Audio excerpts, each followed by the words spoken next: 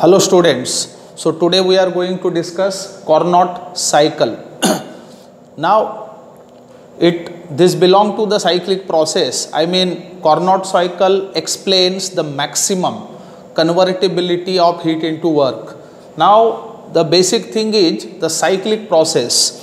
Remember, the cyclic process is a process in which system undergoes a number of changes but finally returns to its initial state.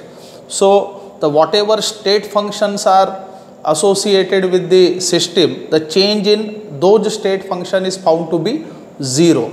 So if a cyclic process is carried out at constant temperature, then that cyclic process is called, that cycle is called isothermal cycle. And if the same, I mean the cycle is carried out reversibly or in reversible manner, then that cycle is said to be reversible cycle. But remember, reversible cycle has theoretical importance only and it is strictly imaginary. So, but this is very fruitful in deriving the number of important relationships. Now the Carnot established a thing, I mean he tried to explain the maximum convertibility of heat into work, and that very famous cycle is known as Carnot cycle. And remember, in this cyclic process, I mean cycle is subjected to the successive operations, and those operations or steps are called as strokes most popularly. And this Carnot cycle consists of 4 strokes. So in Carnot cycle, let's discuss what happens. So let us consider a system which consists of 1 mole of ideal gas. Remember, consider a system containing 1 mole of ideal gas. Now, according to first law of thermodynamics, we know very well that mathematically one can write according to first law, one can write delta U equals to Q plus W. Now, if cycle is isothermal, then in isothermal process we know very well that change in internal energy is 0. Therefore, under these circumstances, means in isothermal process, Q is equal to minus W. It means that whenever we supply heat, certain heat, say Q, then system does work on surrounding. Now we need to see the maximum convertibility of heat into work. So consider this is the 4 strokes in Carnot cycle. So let's consider very first stroke, that is the change of system from point A to B. Second stroke involves the change in system from point B to C. Third involves C to D, and fourth stroke involves D to A. I mean the system from where it started comes to end at that very point, and that's what the beauty of the cyclic process. Now consider very first stroke. So stroke 1. Now in stroke 1 we consider the change of system from point A to point B. Now this is said to be what? Isothermal expansion. Now isothermal means, remember we are dealing with the reversible cycle. So process is isothermal and reversible expansion of gas.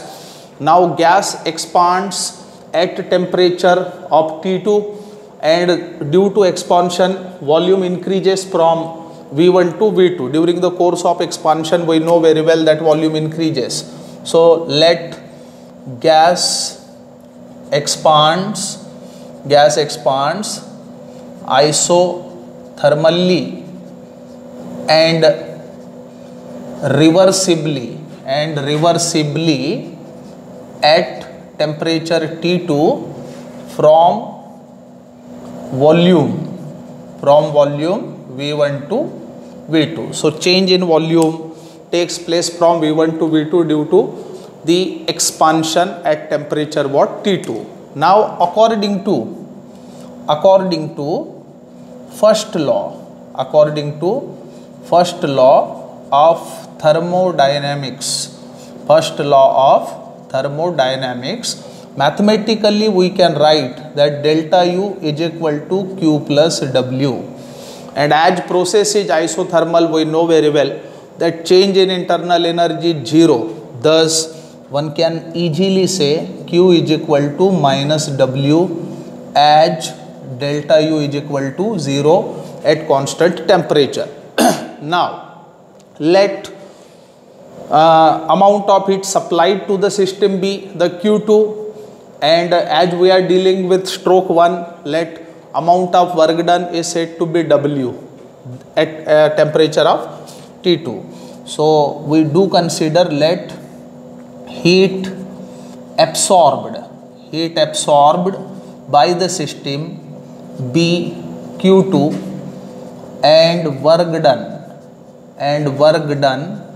be the W1, as we are dealing with the stroke 1. Now what we can say about this? So Q2 is equal to minus W1. We know very well that the amount of heat supplied is utilized to do the work by the system on what? Surrounding. So Q2 equals to minus W1 is equal to RT2 ln V2 upon V1. This is the total maximum work when we carry isothermal and reversible expansion. This is for about what? Stroke 1. Now let's discuss second stroke, that is the stroke 2, and in this stroke we consider adiabatic expansion in stroke 2. Now what adiabatic process is exactly? The process in which no heat enters or leaves the system. That process is said to be what? Adiabatic process. And during the course of expansion, we know very well volume increases. Now we are discussing about this thing, I mean point B to C. So this is the stage 2, and here we are considering what? Adiabatic reversible expansion. Now let consider the gas expands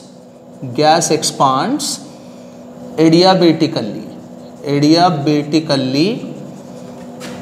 and reversibly. So due to this, what happens? Volume changes from V2 to V3. So that is to be noted. Due to this volume changes from V2 to V3. I mean from this point to this point. Now definitely as we are dealing with expansion, so volume seems to get increased. Now the as process is adiabatic, means no heat can be given to the system, I mean no heat is absorbed by the system. Why? Because in adiabatic process no heat enters or leaves the system. Therefore sudden fall in temperature of the system is recorded. I mean fall in temperature. Previously the temperature was T2, now it has become what? T1. So due to adiabatic expansion, temperature falls from T2 to T1. So this is the very crucial and important thing. Now according to first law, we know very well that delta U is equal to what? Q plus W. And right here no heat is entered or leave the system. I mean Q is 0 right here. Thus one can say that delta U is equal to W. And as we are dealing with what? The process of expansion, so one can say delta U is equal to minus W. Now as we are dealing with stroke 2, let work done is supposed to be what? W2. Now for this what we can write? Remember very first thing, what? Delta U is equal to minus W2 equals to, we know very well that delta U is equal to CV delta T. So this can be given as CV into delta T. So delta T is equal to what? Final minus initial, that is CV into T1 minus T2. So furthermore this can be given as what? So minus W2 is equal to minus CV into T2 minus T1. This is the work done during the second stage, I mean adiabatic expansion of the system. Now let's discuss the third very important stroke, that is stroke 3. Now in stroke 3 we need to discuss about isothermal compression. Isothermal compression. Now compression is the process where volume decreases and surrounding does work on system. Now we are interested in this point, I mean change from point C to point D. This is the stroke number 3. So gas, let's consider gas undergo compression isothermally and reversibly. So gas undergo compression isothermally and what? Reversibly. Now at this point temperature is T1 at T1 and volume changes from V3 to V4. Now that is very important thing. And volume what? Volume changes from V3 to V4. That is most important and very important thing in this case. Now according to what? First law we know very well.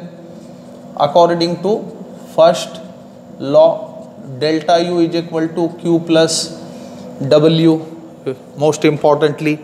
So one can write what? We know very well, in isothermal process change in internal energy 0, therefore minus Q, and this is supposed to be Q1 equals to what? W. And as we are dealing with stroke 3, say work done is W3. Now during the course of compression conventionally work done is positive. So what we can do right here, minus Q1 is equal to W3 equals to RT1 ln V4 by V3.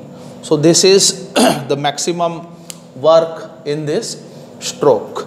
Now we shall discuss about the stroke number 4, fourth stroke, what we called adiabatic compression.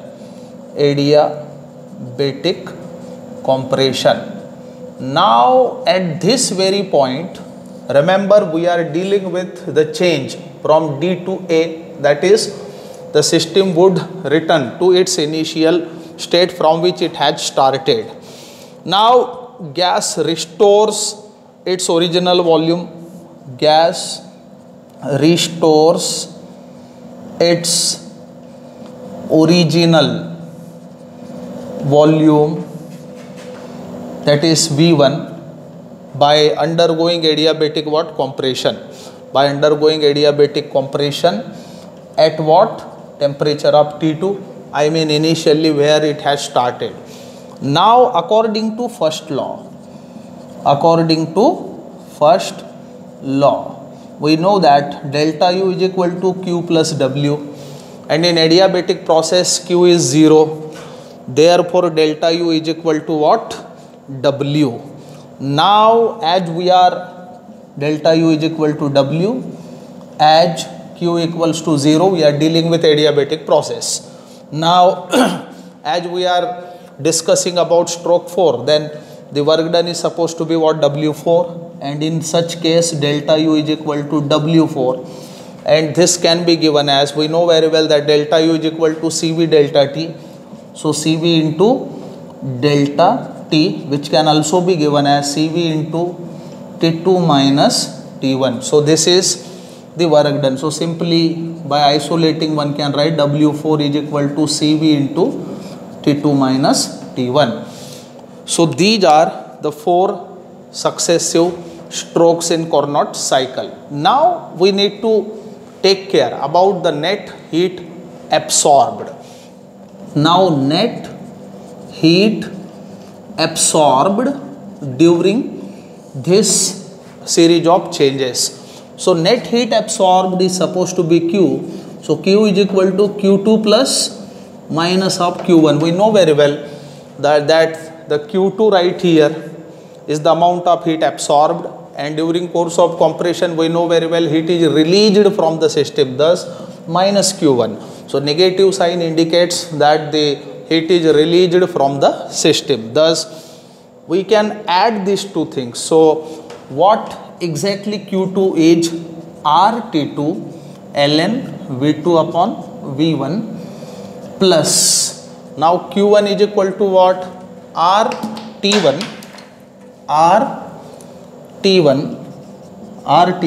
ln V4 by V3.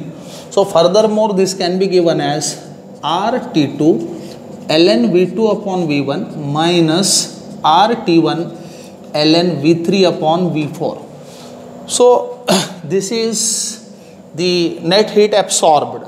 Now for this we know very well, for stage number 2 one can give what? For stage number 2, I mean we are dealing with this stage.